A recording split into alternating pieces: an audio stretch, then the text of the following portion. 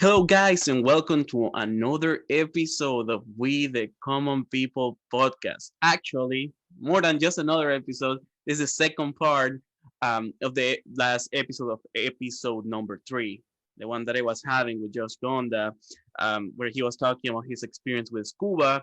And of course, other than just that, talking to Josh, I discovered that he had, more to share with us and more stories, not only about scuba, but about other things in his life and whatnot, and like another topics of conversation that I think are relevant and people might want to hear about. So let me dive into it right away. How is it going, Josh? How are you? Thank you for coming again.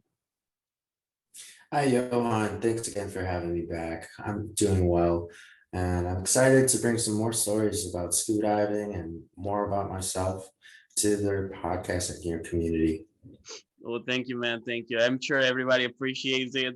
I for sure do appreciate it. So thank you for taking the time to join us again. And I will say, just to get started, like, how's everything going? How has everything been your week? Since the last time we talked, how's everything shaping up for you so far? Well, this past week, I actually got back from traveling with my girlfriend and their family.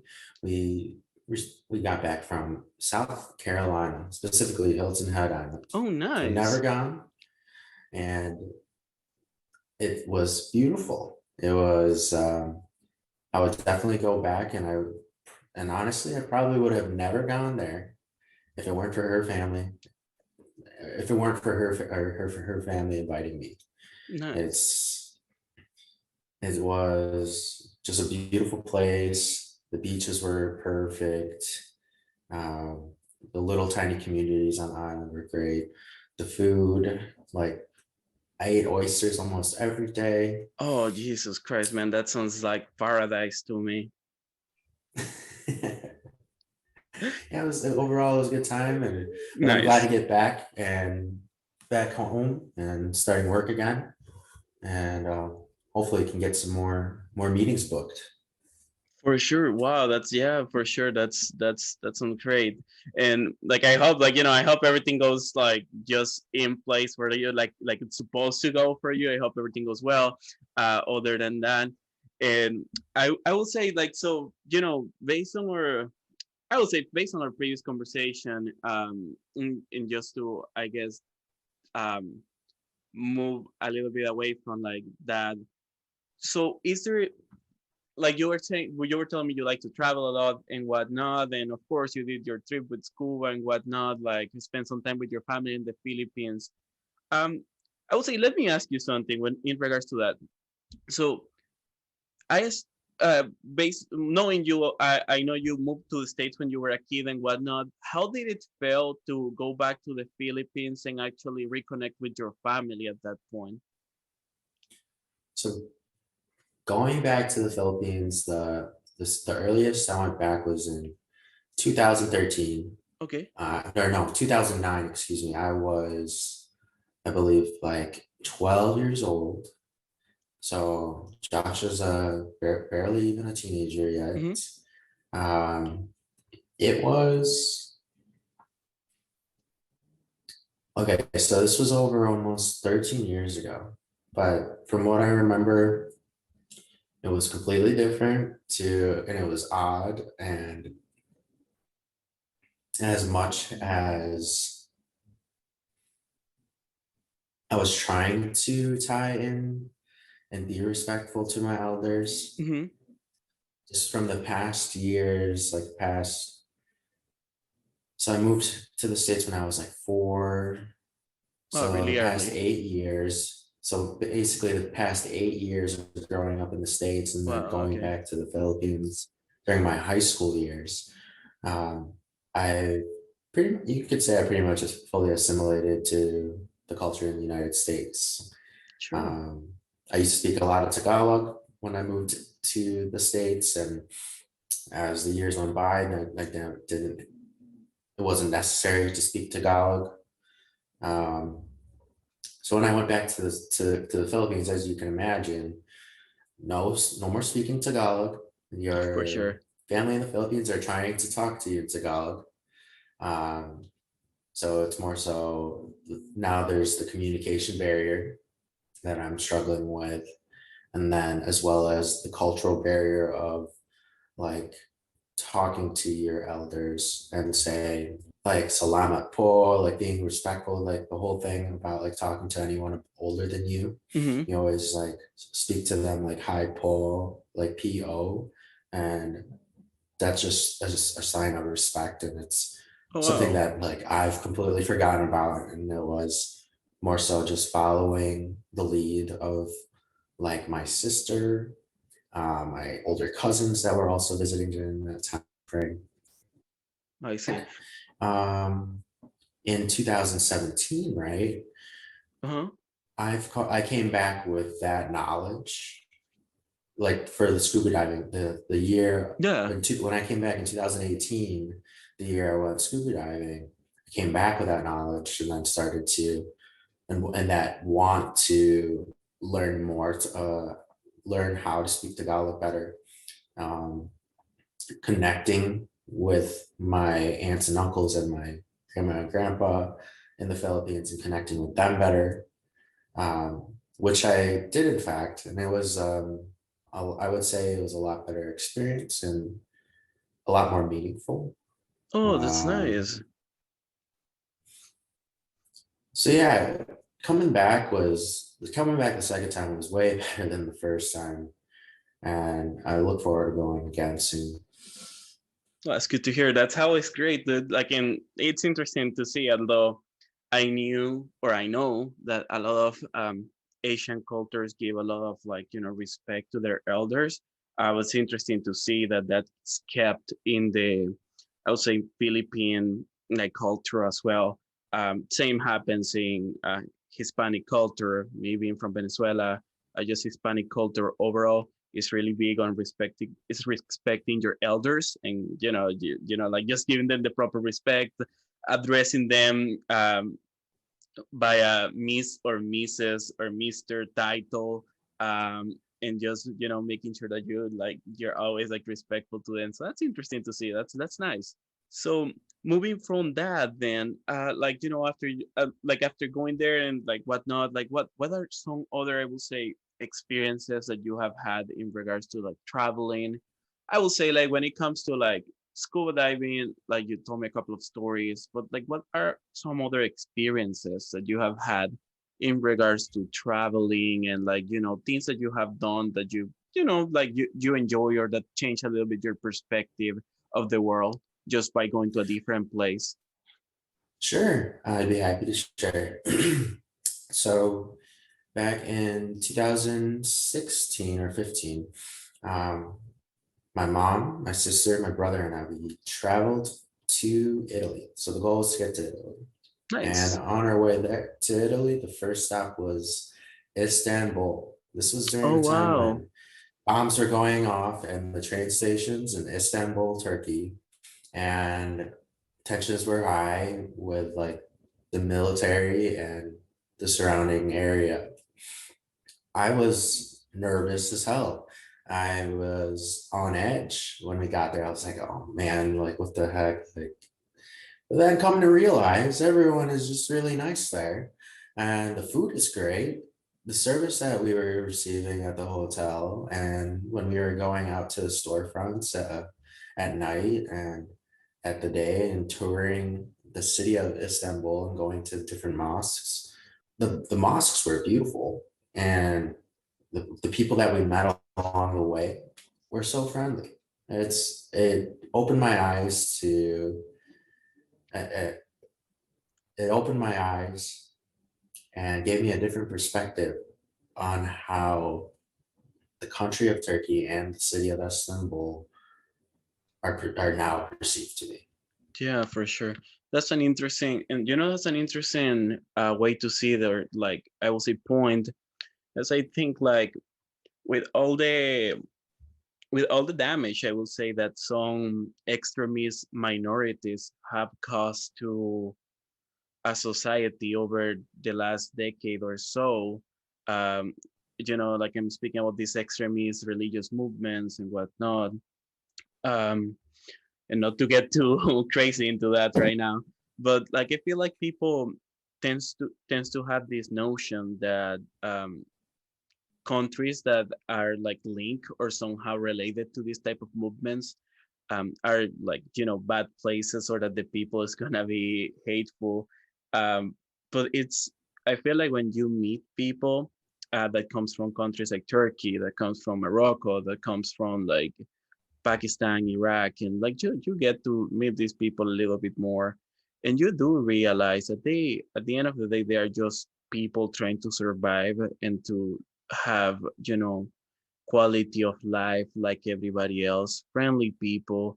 In fact, some of the best people that I met when I got to the States, he was almost like a mentor to me, like a good friend of my family till date. Um, he was from Morocco, and he was an amazing guy. Like it's like uh, that just shows you, and I guess like having the exposure to how actual real human beings, not what media or movies or like portrayed. Once you meet these real human beings and see how they are so alike to us, and I guess like that's what changed your view, right, of the situation. Yeah, absolutely. And in another situation, jumping back to the scuba diving time frame of Mm-hmm. 2018 when I was in the Philippines, Sure. uh, did I tell the story of when I fell on my moped and ended up scraping out my knees and everything? No, you did not. What? Would you mind elaborating on that? Oh, okay. Well, so it was a dry day for scuba diving, and I got to essentially do whatever I want on the island that day. The seas were too rough to go out, so I rented a moped and drove around the entire island of El Nido to explore all of the three beaches that I was told to explore. And as I'm doing that, I'm having the time of my life, no helmet, I'm wearing sandals, and you'll see how this plays into me scraping my knee. Um, I went to the furthest one first so that I could, when I double back, I could just Hmm. stop by the beaches along the other couple beaches along the way, Okay. and made it to the first one just fine. Went through some back roads. I was like, man, where the heck am I going? I'm on dirt roads, and all of a sudden I come out to a little tiny village, and I'm like, it's a little fisherman village, and I'm down at these beautiful, beautiful untouched beaches where there's just nobody around, nothing's developed. Wow. And oh my gosh, I got some photos of that. And then as I'm coming back, I from that beach, I missed the turn to go to the second one. So I tried to do a U-turn on the moped, and all of a sudden I'm on the ground, and my knees scraped up, my ankles scraped up, and as you can imagine, dirt roads. It's not Yeah. like they have a Yeah. drainage For system. sure. So this is bad news bears, but like at the time I was like, oh, I'll be fine. A little dirt, like it's not gonna hurt Yeah. anything. Exactly. And there was this little outpost that saw me fall. It was like a police outpost. They saw me fall, pulled over by them. They gave me some iodine to just put over in my wound.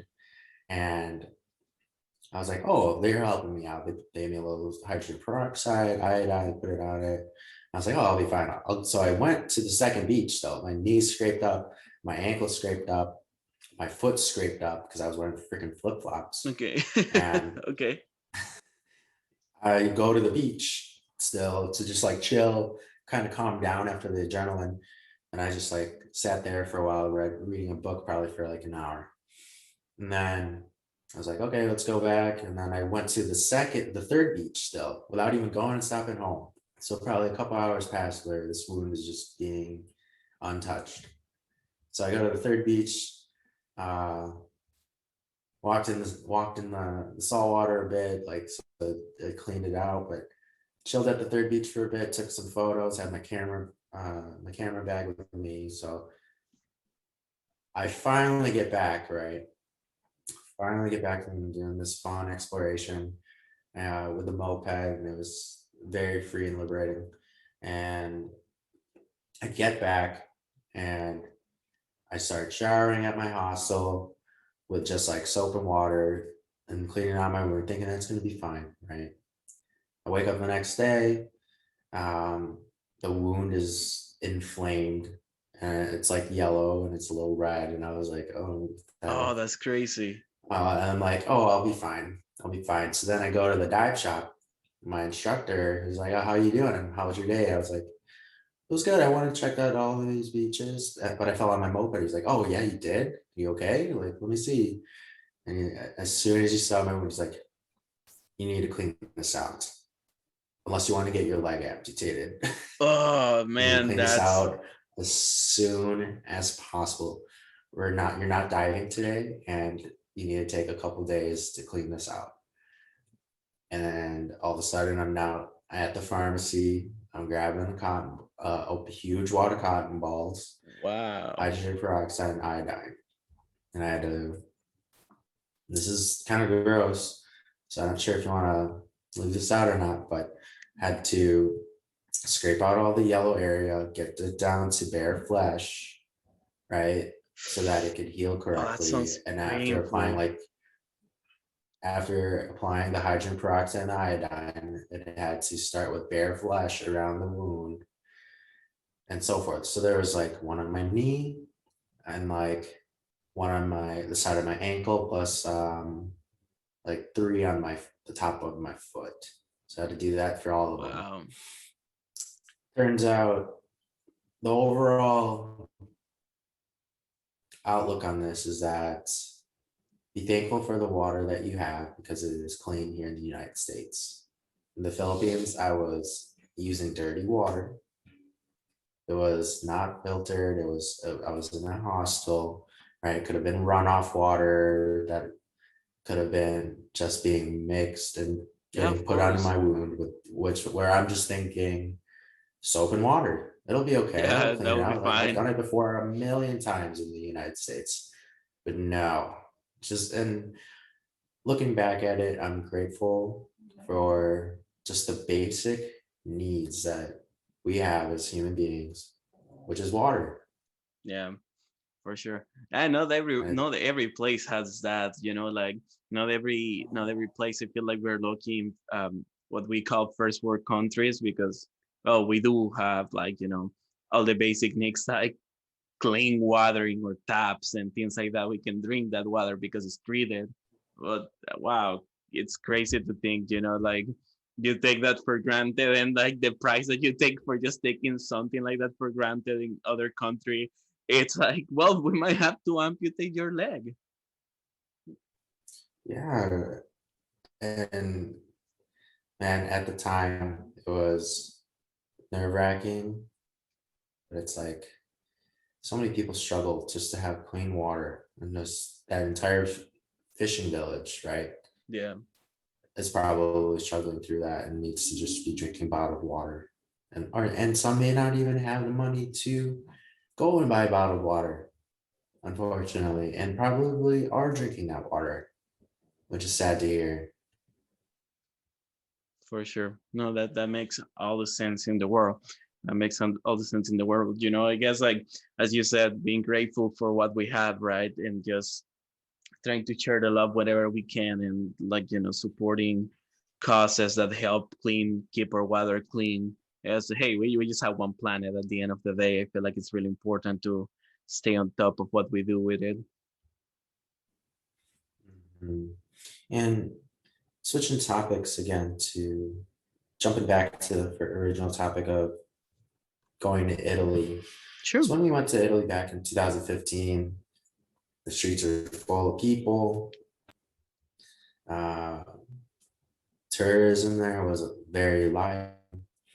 And now after coronavirus has hit, especially Italy, Yeah, for sure. It's one streets of are just the completely empty.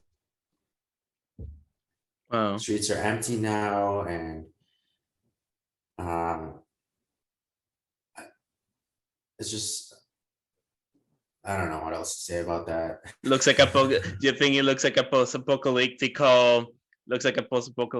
like view of the world. You're just walking around expecting to have a lot of people, and like you just see this desolated landscape, which might be beautiful, but at the same time, like not having the people walking around and the livelihood of or liveliness, sorry, of the place. I'm Yes, sure. I'm sure it looks kind of it, like unreal.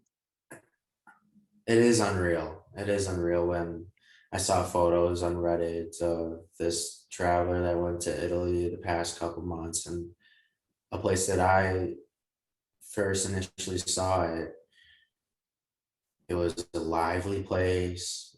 All these storefronts are open, trying to get you to come in and buy olive oil, buy wine, buy cheese, buy prosciutto. So what I'm saying is just the coronavirus just completely changed so many different parts of our lives and has even gotten into not just like mm, help me try to figure out what I'm trying to say right here. Well, I mean, I guess like what you mean, like it just comes back to the topic, right? Of like it's just a real feeling. I'm sure everything give itself to feel like almost nostalgic and real. I assume that's what you're going with that. Hmm. As well as what's too bad that as of lately is this these attacks on elderly Asian people because there are people out in the Hmm. world that have looked at Asians and are putting blame on them because they are Asian Yeah, for bringing yeah, the coronavirus here to the United States, even though some of those people might have already been living in the United yeah. For States the for longest time, years. yeah. I wanted to ask you actually, like that. I was gonna bring that up. In fact, so it's interesting that you did. So, how is the whole situation that we're having at the moment uh, affecting you or people that you know? I know, like it's crazy to think that the blame is being put in a whole demographic of people that most likely, as you said, has been living in the United States for like years, like who knows, even decades. And then people is like, this is your fault. And in reality, that's just like I think that's the mental health of people deteriorating um, based on this whole situation that like I think we are not realizing how much people is getting affected by this, but how is that affecting you and people you know? Are you okay? Is the your family, your mother, your sister, your brother, is everybody in your family okay right now? So it's sad to talk with my mom about it because it's like my sister, my brother, my like we're talking to our moms now. We're like, be careful. But it's all because of the dynamic that's going on right now in the United States. Thankfully, though, that we're in the Midwest, um, I haven't had any interactions like that, despite when I was on my college campus and did receive I've had interactions with racism on my college campus, Wow, that's like being crazy. followed around and getting called racial slurs. And I was with a group of my friends, and it's just ridiculous. Like we ended up walking away from the situation, but it's like even my friends were pulling me away from the situation. It's just like we should just walk away. And I would suggest to as much as like I didn't want to walk away from it, and it angered me so much, and it was like yeah, they might have been like younger high schoolers, like 18 years Sure. old, but they was like, because like it's on a college campus, but who knows how old they are, right? Mm. So it was like 5 to 4, and they were just harassing the shit out of me. Okay. And it was all directed towards me, and it was just ridiculous. Wow, that's But crazy. since then, I've yet to run into racism. And I guess it's just kind of has to do with where I go. And for example, I go to an Asian barber Asian-owned barbershop. Well, it's a salon. It's the salon's name is Scuba Boutique and Salon, and I support his business. I've been going to his business for the past 2 years. He's also connected me with another Asian-owned business, which creates awesome pho. It's called Lucky Ginger. It's also just in the same area in Milwaukee. Sure. Um, and then my barber's also connected me with a restaurant called The Stakeout, which is Hmm. also Asian owned. So I'm just saying, and out of all those places, right, Hmm. I see them still being fully supported by everybody in the area. And That's then, like, good. for example, I was at the Stakeout last night. The whole restaurant's freaking packed. When I go to Pho or when I go to Lucky Ginger, the bar is mostly packed all the time. When I go to Sava to get my haircut, I see that place still teeming with a lot of people inside. And it's just good to see that despite all this racism that's going on, we have the support of a lot of the community in the area. That's good. I truly like to believe, like as I said in the last conversation when we were speaking about Turkey, right? I truly like to believe Mhm. that all the hate gets really focused on like a small minority of people that doesn't know how to control their feelings. The problem here becomes when that minority of people, again, extremist minority, I would love to think that they're an extremist minority, they go out and start hurting everybody that they think is against them. That I think that's a problem that we are facing. Is this like extremist groups like just like targeting and making themselves look so big because these people is doing horrific stuff like from hitting like elderly Asian people in the middle of the streets, like for no reason too. Well, as we saw not too long ago, the incident in the massage parlor, that's crazy in the massage place. That was crazy. Um, I do still like to believe that there's more goodness in the world than anything else, and Right. that like that's truly like I would like to believe so too. Like I like to believe that people will come together to support the Asian community and any community that gets affected in that way. But at this point, I feel I would like to believe that people will get together to protect and actually support the Asian community more than ever to make sure that everything is well. Hmm. And I do give the whole situation the benefit of the doubt, where it's like you said, it's a small group of people that gets the focus rather than the big group of people that gets the focus. Yeah, So, what's the most important thing to do is be part of the big group of people yeah, and speak out, let your voices be heard, uh, donate to an AAPI community organization, go support Asian businesses.